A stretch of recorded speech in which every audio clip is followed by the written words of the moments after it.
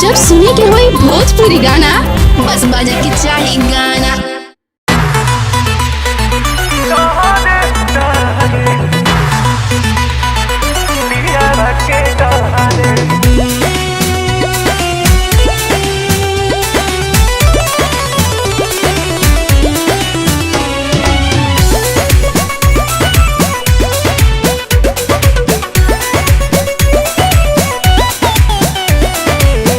हो सखी बड़ा कड़ा मिलल बा भातार हो, इन्हें लगातार फोन करता है यार हो।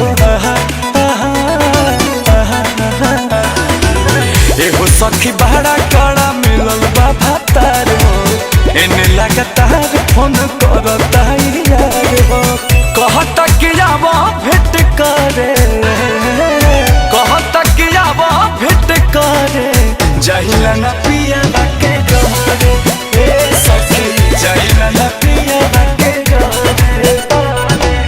मना हमारो बड़ी करे, जाहिला न पिया के डरे, ए सखी जाहिला न पिया के डरे, डरे डरे।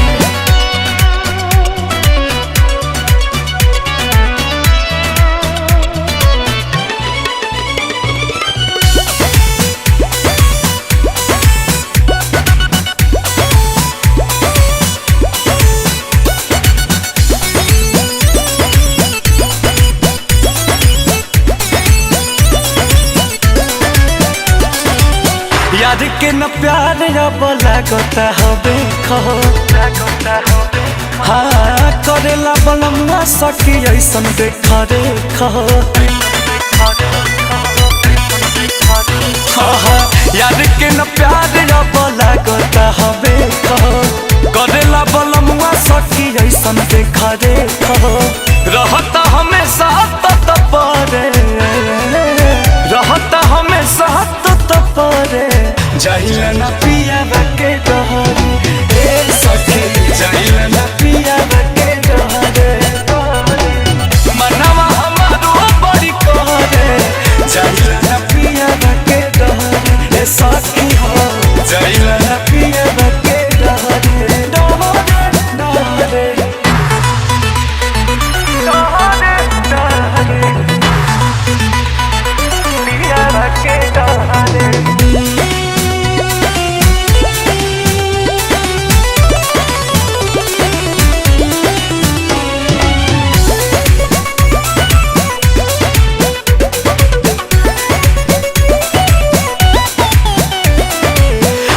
हर ससुरों के बकर के सरम हो,